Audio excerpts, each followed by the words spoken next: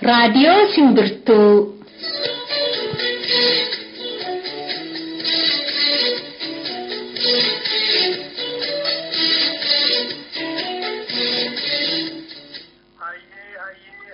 Waaqa gurraacha, waaqa bokkuu sibiilaa, waaqa shanangataa, waaqa sagaltaman garbaa, waaqa dargan booranaa, waaqa ciicoo gurraattii, waaqa siiqqaayyoo, barri nagaa ta'u, bariin nagaa ta'u, galgalli nagaa ta'u, ganamni nagaa ta'u, handuula mirgaa naa galu. Har'a guyyaan sadaasa lama bara 2017 gaafa kamisaati. Kamisni immoo dhufnaan kan dhiyaatu torbeetti gaafa tokko qophii simbirtuuti. Kam jirtu dhaggeeffattoota simbirtuu biyya alaa fi Oromiyaa keessa jirtanii gaan keenya bakka jirtanitti sinaa ga'u jenna. Har'a gaan qabnu qophii tokkodha. Qophii malaati.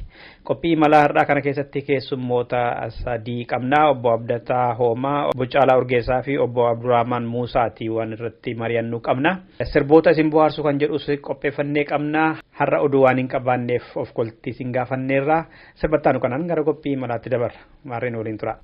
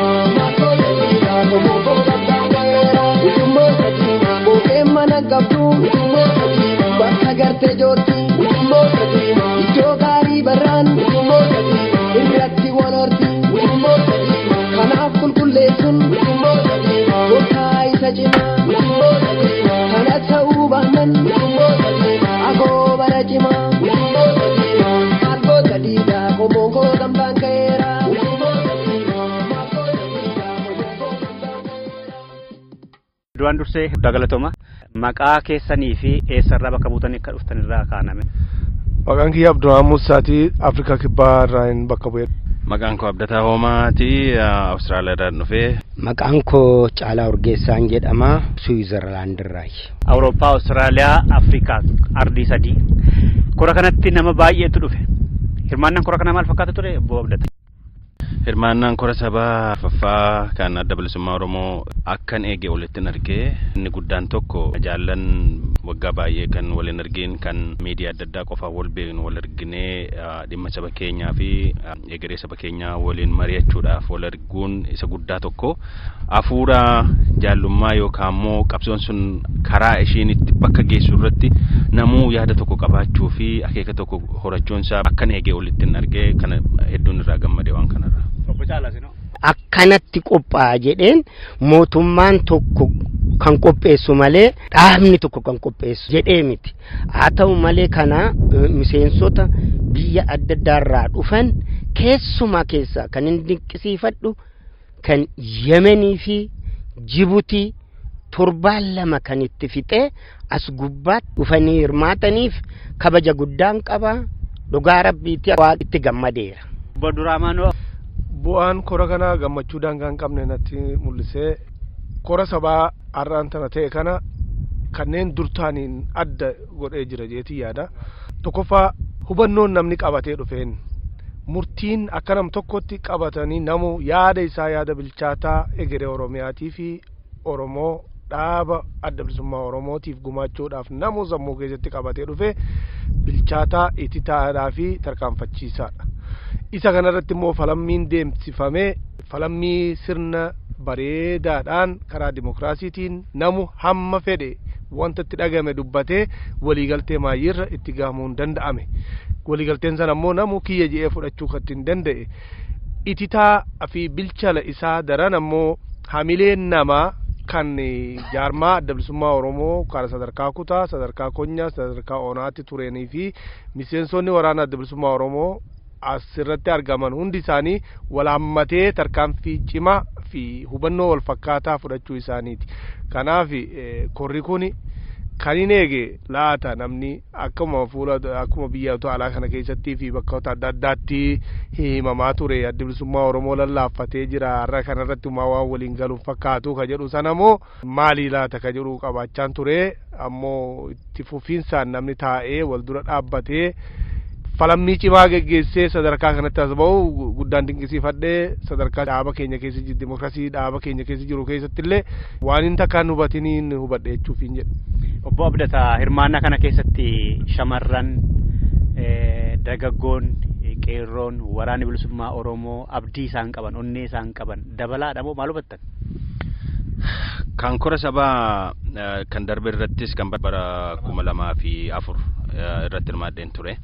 Kan baranaas irratti hirmaadhe dargaggoon Oromoo qabsoo kanatti ol guddatanii sadarkaa amma kora kanarra taa'anii isaan arginu kun anaan ajaa'iba natti ta'e maaliin ol burqisiisan eessaa yaa'e dargaggeessa kana shamarran akkasittiin xixiqqoon kun kan hubannoo siyaasaatiin bilchaatan kun eessaa yaa'anii eessatti baratanii kan jedhu baay'ee sammuu koo keessa deddeemaa ture ijoollee kanallee gaggaafachaan ture. Eessatti barattee akkamitti bartee waan haasana taasoftu bilchaataadha jedhennaan tokko dubbisu dhaaban na barsiisee siin jedhu. Dhaabni kun akka kanattiin daa'imman guddifachuu ijoollee guddisee barsiisee sadarkaa biyya geggeessuu sadarkaa qabsoo hoogganuu istiraatejii qabsoo kanaa baasuu haala adda addaatiin bilchaachuun hedduu kan nama ajaa'ibu. Mootummaan tokko kan hin goone dhaabni kun godha. Mootummaan tokko yoo akka kanatti qindeeffatee akeeka tokko irratti ijoollee guddifachuun salphaa miti. Afaan isaan dubbatan wal fakkaata, akeekni isaan qaban wal fakkaata. Kaayyoo adda bilisummaa Oromoo lafa kaa'ee isa kaleessaa sanas qulqulleessanii hubatanii maaltu ta'uu qaba, eessaa ka'eessa ga'uu qaba ijoollee jettutu dhalate. Kana hedduun irraa dinqisiifadhee dargaggoo xixinnoo kana keessatti argee bilchina isaanii wajjiniini. Kanarraa kanaaf immoo hubannoon nuti warra umuriidhaan ol sissiqee kuniyyuu kan kaleessaa caala amma guddatee jabaateetiin argaa jira. Hubannoon sun hubannoo akka silaa fedha diinaatti dadarkaawaa kan hin taane hedduu bilchina kan qabu ijoollee dargaggoo kana guddisuudhaaf akeeka kan qabu isaan gara hoogganummaatti ol dhufan akeeka qabu ta'uun irraa argee irraa gammade. biyya alaa keessaa warri dhufan naamusan qaban nama hundumaa miti innaan akkas jedhu nama tokko irraa hin calaqqisa kanatti gaddeera karaa biraatiin kan inni akka itti gammade ooggana durii keessaa fedhii isaaniitiin lakkin dandeenyu jedhanii uf baasanii kana keessatti immoo miseensi hundi irratti wal fixeeti irratti haasayeeti murtii gaarii kanarratti akka dabarseef itti gammadeera.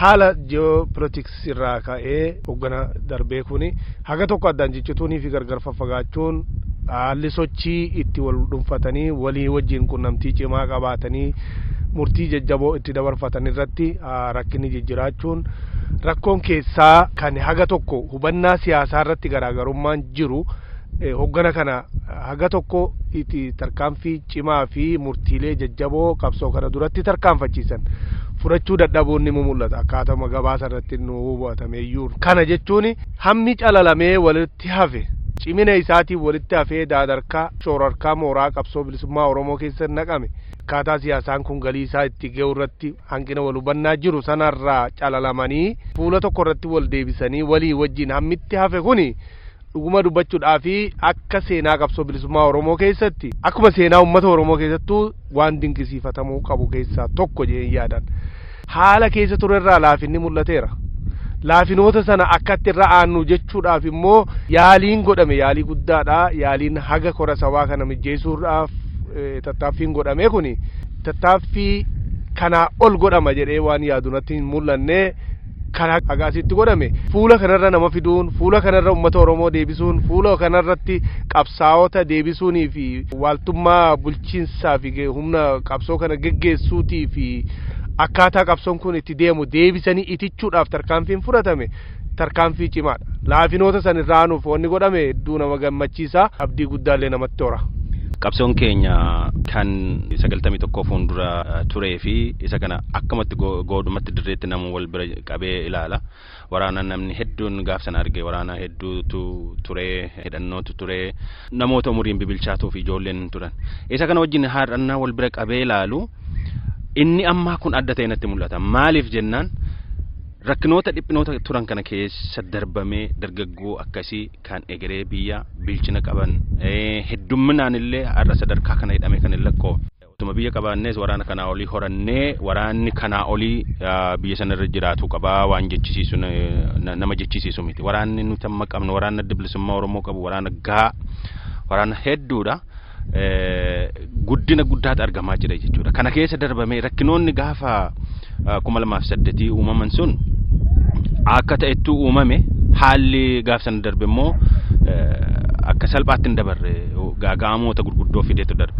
Isa keessa darbee hogganni kun har'a sadarkaa kanatti ijaaree ofiis wal ijaaree sadarkaa kanaan ga'e jechuudha. Kana bira darbee biyyattuu caasaa horatee sadarkaa biyya keessatti diina keessatti fi firallee ijaarratee har'a sadarkaa guddaa mootummaa wayyaanee sochoosee riba dhoowwee sadarkaa sana ga'e.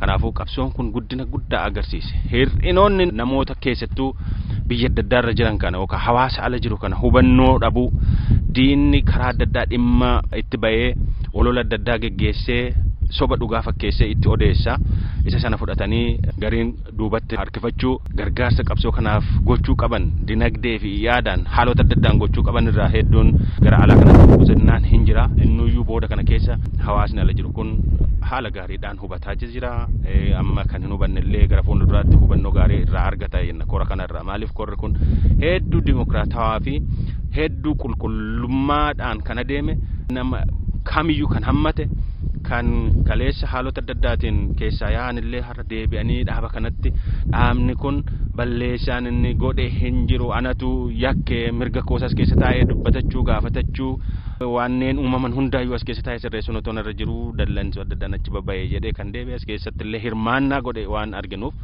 inni kun jabina waa hubatanii hubachiisanii isa dogoggoraan gadi ba'ee as deebisanii kan hin ijaaramnes ijaaranii egeree biyyaa tolchuun ani baay'ee natti tolee hedduu gabbina guddaan irraa argaa jira.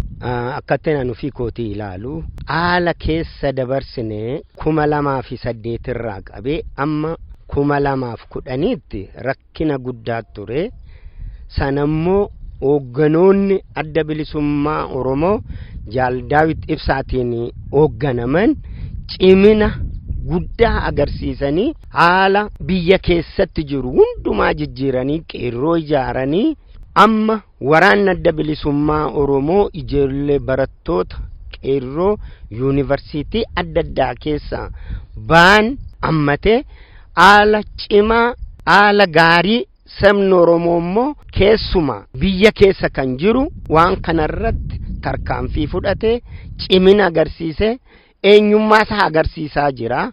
Kanammoo kan godhe hoogganoota adda bilisummaa Oromoo irratti wareegamanii fi ani Oromoodha kan jechisiisan isaaniif kabaja guddaan qaba. Haala ammaa kanammoo yeroo gaariirra jira jedhan abdii guddaan qaba. Sagantaan siyaasaa adda bilisummaa Oromoo raggaasifne kuni sagantaa ifaadha. Har'a sagantaan adda bilisummaa Oromoo gabaabduu ifa bilisa kan taate fi haga kan taate hireen ummata Oromoo qabsoo bilisummaa Oromootiin murteeffamuu qaba. Uummanni Oromoo hiree mataa isaa ofii murteeffachuu qaba. Kajuu sana lafa kaa'ee jira jechuudha. Oromiyaa bilisoomsuu fi Oromiyaa walaboomsuu kajuu sana irratti wanni jijjiirame ni jaran jabaatee cime malee. Hooggansi haaraa nama filame hoogganoonni haaraa nama filaman kuni lafeen dugdaa hooggana kana uummata Oromooti. Biyyi kamuu addunyaa kamirratti warreen qabsoo geggeessanii bilisa ba'anii fi ammalleetti jiran hooggana ofii wajjiniin deemaniit hooggana ofii dhaga'aniit iddoo dadhabina isaatti jabeessaniit waan akka saba tokkootti akka nama tokkootti nam tokko irraa eegalee akka sabaattis eegamu qabsoodhaaf tinnisa godhaniitu bakka ga'u. Uummanni Oromoo karaa kamiin iyyuu deemnee bakkitti bilisa ba'uu dandeenyu hin jiru yoo hidhannoodhaan ta'e malee. Hidhannoodhaan alatti karaa hedduu yaalamee karaa hedduu wal sossobamee baroota dheeraa yaalamee dadhabame. Kanaafuu afaan faajjiirraa of hambisee namoonni karaa kanatti nu baasa Itoophiyaatti hirkachuudhaan baana karaa kana yoo irra ta'e karaa kanarra wayya jedhanii maloota adda addaa dhadhaan sana hubannoo guddaa tokko keessa galchee uummanni keenya sochii adda bilisummaa Oromoo godhu kana wajjiniin dhaabachuun imimmaa nama dubartoonni hawwan manguddoon gannaqaa jedhan dhiiga akkana gannamu lubbuu akkana darbu kana biyya akkasitti qabeenyi irra keessaa fi jalaallee barbadaa'ee saamamaa jiru kana hambisuudhaa fi hooggana kana wajjiniin socho'uu danda'uu qabu. Yoo kanan goone garuu yoo wagguma xiqqoo itti fufe qabeenyi Oromiyaan qabdu akka malee dararama lubbuun akka malee dararama kun ittuma fufaa boo'ichillee ittuma fufaa jechuudha.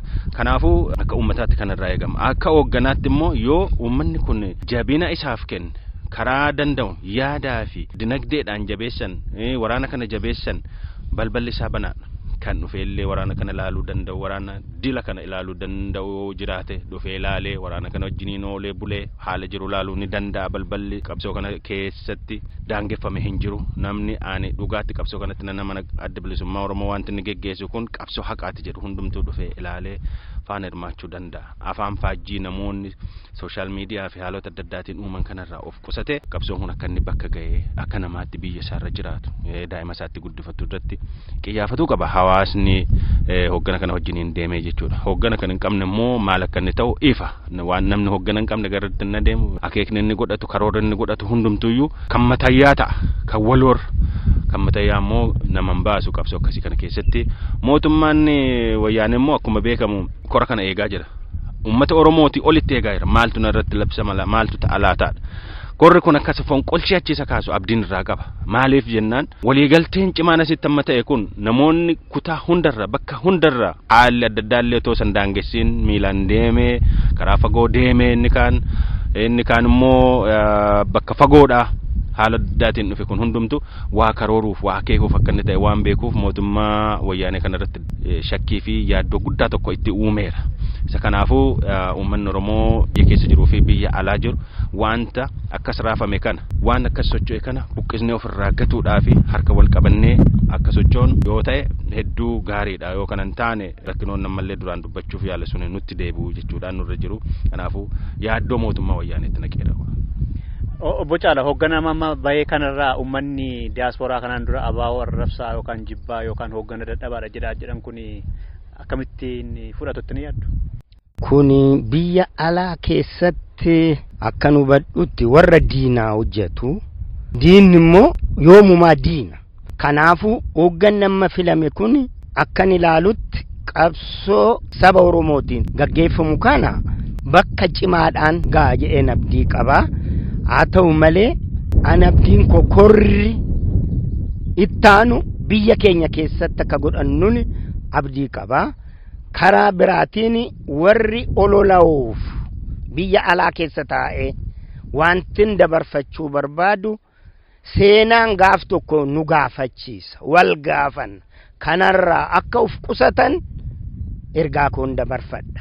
Karaa biraatiin immoo saba biyya keessa jiruu fi naannoo ollaa keenya jiru jabaadhaati falmadha bilisummaan keenya fagoon ta'u injabaannaa immoo dhaabni kun dhaaba akeeka siyaasaatiif karaa siyaasaatiin fi hidhannoo waraanaatiinis gaggeessaa jiru ta'ee otoo argamu filmaanni isaa filmaata bilisa ta'ee fi aadaa uummata Oromoo irratti hundaa'ee fi ammayyaa wal qabsiifamee wal hammachiifamee kan ittiin namni hundinuu garaa isaatti gahe ta'uu isaa hegeree Oromiyaa keessatti illee abdii guddaatu jira. Uummanni keenya jeeqama hamaa fi barbaachifne keessa akkan seenne abdii guddaatu natti bulee jechuuf hin jedhe.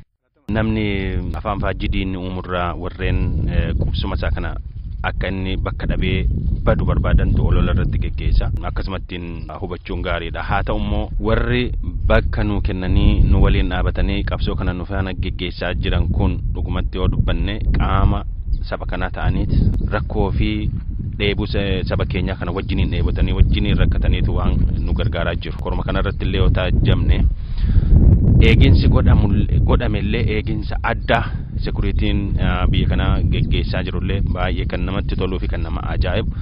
Isarra kan darbe immoo korma kanayyuu akka inni bakka ga'u haalota adda addaa mijeessuun bakka korri kun itti ta'u karma barbaadame hundaanuu hedduu galata guddaa kan kennamuufi qabudha. Dhimma kora sabaa kanarrattuu ilaallate. Haa ta'u immoo isaanumtuyyuu ilaalcha gaarii hin qabanii warri jedhu inni kunis hubannoo dhabuurraati irra deebi'anii hubachuu danda'uu qabu. Eenyu biyya isa kame ollaa isa kame har'a bakki akka nam tokkeettu keessa darbinu dhaabamee jira amma yeroo hedduu amma akka sabaatti waraana dila kana waraana guddaa kana hogganoota hundumaa biyya adda addaa irra wal ga'e kana keessa jira tikattamee akka inni ta'ee fi akkamitti akka leenjina adda addaa waraana keessatti ta'ullee naa ilaallu gargaarsi isaan godhan maateeriyaalii barbaachisu hundarratti waan isaan godhan waan hedduu nama ajaa'ibu. Garri addatti nuti barbaannee mee kana keessa qubanna jennu jiru. Daangaa qabnu keessa biyya keenya keessa qubachuu qabna. Yes qubannee jira namaaf hin galle malee. Biyya keenya keessa hoogganannaan headquarteriin isaa ofiisni yookaan immoo hayyu dureen bakki ofiisa inni qabu iddoo kana ta'uu qaba biyya keessa ta'uu qaba jedha namni nu banne. Hayyu duree achi hin jiraatin malee ofiisa bakka hundarraa qabna. Golee Oromiyaa hunda keessaa qabna. Finfinnee dabalate. Isa kana hubachuu dadhaban isa kana dhaabichis gadi baasee iddoo kanaan qabaa dhaqaatti achitti waan barbaadamu godhaa jechuun diinaaf saaxiluu waan ta'uuf malee nuti biyya keessa jira. Adda Bilisummaa Oromoo biyya keessa jira. Ammoo headquarterii keenya biyya kana keessatti bakka argannee tumsa argannee gargaarsa argannee waan barbaannu hundaan socho'uu galmeelee adda addaa kan seenaa Oromootiif kan boruu ijoollee ol guddattu biyya ittiin bulchuuf deemtu kan sirnaan qabamee sirnaan bobbaasanii sirnaan galchuu bakkitti danda'ame har'aaf bakkuma kana. Gaafa kan biraa arganne ofiis addaa kan biraa bakka adda addaattis banachuun inuma danda'ama. Haala amma jiru kanatti rakkinoonni ollaa jiran kun hunduu carraa nuu banuu dhiisuma biyya keenya ollaa fudhannama. Sudaan ofiistu nama rakkoo qabu, Keeniyaan ofiittuu rakkoo kan qabu kan nuuf ta'uu miti. Haalli nuuf ta'uuf bakki nuuf ta'u dhaabichii fi hogganoonni qabsoo kana geggeessantu beeku. Ne beeku kana irratti amane korri kunillee maaliif jennaan hojiin hojjetamus achi waan ta'eef hogganni harki caalaan biyya keessa kun immoo abaluu fi abaluu jennee himuun rakkisaa waan ta'uuf hogganni harki caalaan biyya keessa jira jechuudha. Maaliif abaa irratti cimsu akkaataatti ibsamuuf rakkisaa waan ta'eef saba kanaaf iddoo kanatti kana goonee irra sana godhaa jirra kana karoorannee irraa jedhamee ibsuun rakkisaadha haala riphee lolaa tokko keessatti. Isa kana namoonni nu banne dogoggoraan fudhataniitu abaawoon homaa godhaa akka hin jirreetti akka abaawoo waan dogoggora godhuutti warreen diinaan bitamanii fi gareen xiqqoon tokko sosocho'anii uummata Oromoo afaan faajjessuu barbaadantu akka uummanni ija hamaan yookaan immoo ija malleen ilaallu godha. Silayyuu nama socho'utu nama waa godhutu komatama yeroo hundumaayyuu kan hin sochoone immoo kan waan goone maaliin namnu maqaasadha. Kanarraa kanaaf hoogganoonni filaman qabsoo kana caala akka adeemsisan abdiin irraa qaba karaa kootiin. Kutannoolee korri kun qabatees qabannee gaddeebinee lafarratti dhugaa jirtu hojjechuu qabsoo kana bilbiliinsaan yookaan shaffisaan akka isiin galma geessu godhuudhaafi tokkoffaa hubannoo namaa kennuu qabna. Bakka hubannoon gahe murtiin keessaa madda. Hubannoo uummataa ol kaasuun, gabbisuun, hanqina hubannoolee jiran sana diriirsuudhaafi suphuun barbaachisaadha. Kanatti aanee jabinaan miseensota adda bilisummaa Oromoo bakka bu'ummaa keenya nuuf kennanii asirratti akka argamnuu fi sagalee isaanii akka asitti argamsiifnu nu godhan sana waan argine kana deebinee itti himnee barsiifnee akka isaan bakka hundaan gahan hojiirra oolchan taasisuu jechuudha. Gabaabumatti deebinee wanni tetteenyu naafne wanni hubannoodhaan hanqina hubannoo dhabuutiin duraan immoo hanqate ka jiru sana bakka argateera. Hirmaattoonni kora kanaa deebi'ee hojiirratti oolchuu qofaan bobbahuudha malee wanni biraan jiru. Bakka buunee dhufnee miseensota adda bilisummaa Oromoo fi hawaasa keenya jiru kanallee kan bakka bu'anii dhufanis jiru. Isa dura kan baay'ee ajaa'iba natti ta'u korri kun hawaasa irraas nama hirmaachiseera, taajjabdoota hirmaachiseera. Miseensan taanillee warri kun ta'anii qooda fudhatanii dasaa dhaggeeffatanii arganiit isaanitti ajaa'iba ta'ee gaaffiin isaan gaafachaa jiran asumaan miseensa taanaa yoo ulaagaan hinguunna ta'e asumatti miseensa taana kan jedhan akka odeeffametti hin argine dimokiraatawaa ta'uusaa sirnaan gaggeeffamuusaa waan arganiif yaadota akkasiitti dhiyeessan. Kanaafuu hawaasa keessaa dhufnee fi miseensota keenyatti haala asitti ta'e dayyuu deebinee ibsinaa fi warreen hubannoo adda addaa dhabanii hubannoo malee ka'aniituma waanuma diinni tokko facaasu fuudhanii afarsanillee dubbichisan miti. Sirna qaba, sirnaan adeeme iddoo gaaffii barbaachisetti nu gaafadhu jennee hubannoo kennuufiif waadaa gallee kaane isa kana uummata keenya hin hubachiifna, uummata keenya ni barsiifna waan hundumaanuu jechuudha gallee. Adda bilisummaa Oromoo adda bilisummaa Oromooti. Kallacha qabsoo bilisummaa Oromooti. Shaneen gumii yookaan gumiin sabaas qaama adda bilisummaa Oromoo gaggeessu keessaa humna birkii takka yookaan humna tokko. Humna kana yennoo jennu adda bilisummaa Oromoo akka qaama guddaa tokkotti yoo ta'e keessaa humna kani wanta kana gaggeessu shanee gumii ka jedhamu jira. Shaneen gumii ka jedhamu kuni hogganoota nuti filanne kana. Hogganni nuti filanne adda bilisummaa Oromooti. Shaneen gumii kunis gumiin kuni maali jennee hiika isaatti ilaanneerra akka kora kanatti illee irratti mari'annee jirra. Gumii wanni jedhamu kun maali?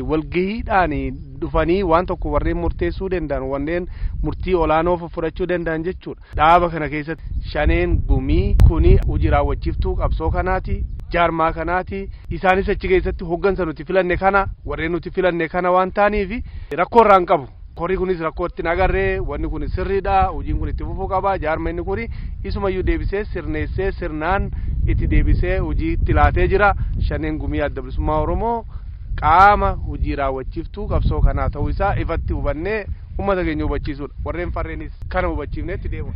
Shanee jechuun hoggana qabsoo kanaa hoggana olaanaa jechuudha. Shanacha jechuun waan haarame shanacha. Warreen kana gaggeessan qabsoo kam keessa yookaan biyya warra bulchu keessattiyyuu hoggana olaanaatu jira. Hogganoota olaanaadha. Shanee fi adda bilisummaa Oromoo adda baasuun hin danda'amu. Hoggana akkamitti adda bilisummaa Oromoo irraa adda baasu? Kanaafuu shaneen kun aadaa Oromoo keessattis shanacha waan jedhamu irraa waan dhufeef hiika biraa namoonni itti kennanii jallisuun barbaadan irraa kan hafe adda bilisummaa Oromooti. Kanaafuu kun shanacha jechuudha. Shanacha warreen qabsoo kana gaggeessan warreen kana immoo jallisuu barbaadanii fi uummanni Oromoo falmachuu qaba. Kun aadaadhaan kaleessallee sirna gadaa keessatti waan beeknu wanti kuni. Kanaafuu sirna keenya nu jalaa balleessuuf dhamamu isa kanallee irratti falmannaa jechuudha. Hogganoota adda bilisummaa Oromoo gara fuulduraatti filaniif jabaatanii akka hojjetan sabni keenya du'aa jira, jaartiin, ijoolleen, daa'im kana jalaa baasuudhaaf jabaatanii akka hojjetanii biyya alaa keessas miseensas haa ta'u Oromoo bakka hundumaa jiran gara qabsoo addi bilisummaa Oromoo gaggeessutti deebi'anii waan saba isaanii nama biraatti quba qabuu dhiisanii maaliin hojjedhe ani Oromoodha jechuun gahaa miti. Kana tarkaanfii cimaa akka fudhatan kabajaanii dhaammadha. Obbo Caalaa Urgeessaa Switzerland irraa, Obbo Abdataa Hoomaa Awustiraaliyaa irraa, Obbo Abdurrahman Muusaa Afrikaa Kibbarraa guddaa galatoomaa yaada keessanii fi fayyadaa. Galata guddaa qabdaatis dastuu galatoomii jiraadhuun si nyaata. Iddoo galatoomii injifannoon uummata Oromoof. Galata guddaa qabdaa. Miidiyaan hundumtuu akka keetti hojjetan ittiin gammada. Ulfaadha.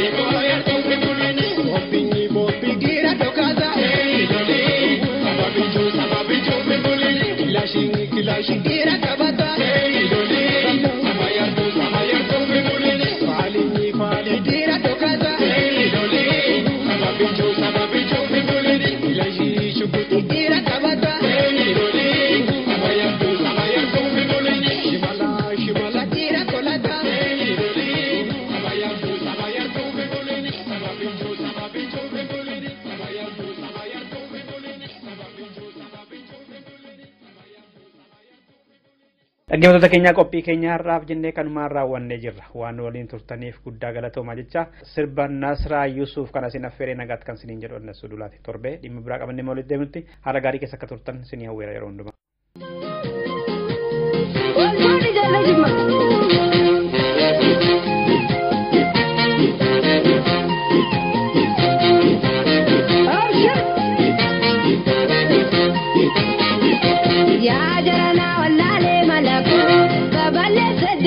Malako, Amalika, Sakagara, Jalali Salapetonara, Yajarana, Walale Malako, Babale Sedeme Mamalako, Amalika, Sakagara, Jalali Salapetonara.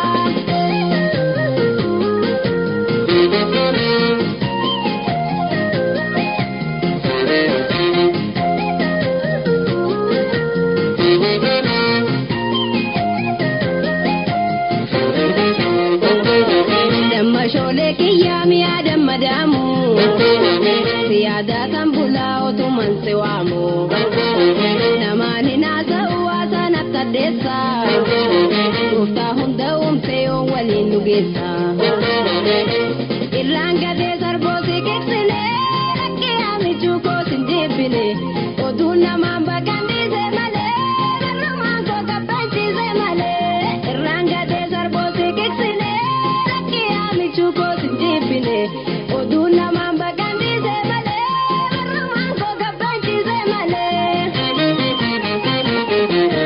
naduko bala nadudako usuma birada nadbekanta intala chuko male rajide ukade tankama kesabe naduko bala nadudako usuma birada nadbekanta intala chuko male rajide ukade takwaya kesabe ukade tankama kesabe ukade takwaya kesabe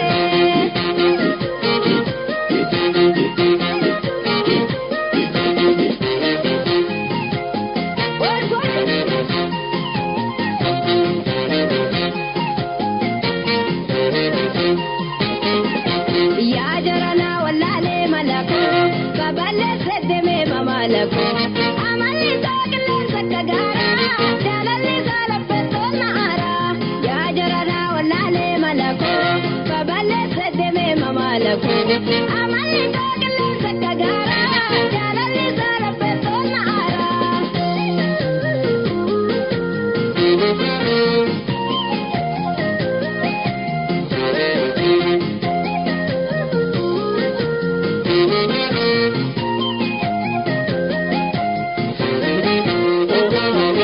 Finne dande majma kakabufi sabonti charke hara galfachufi guyya adu koti alkanda witiko itte tinjirenya soma ustaniko warra shanangibe harka bole nasima takara fagodumle adam be kubiya ke sumada galanda tambar bachandu bera warra shanangibe harka bole adam be kubiya ke sumada galanda tambar bachandu bera ingani gutanga namajbari oje bolen ko sabina lare nande be to gana masiwaya shanga jimma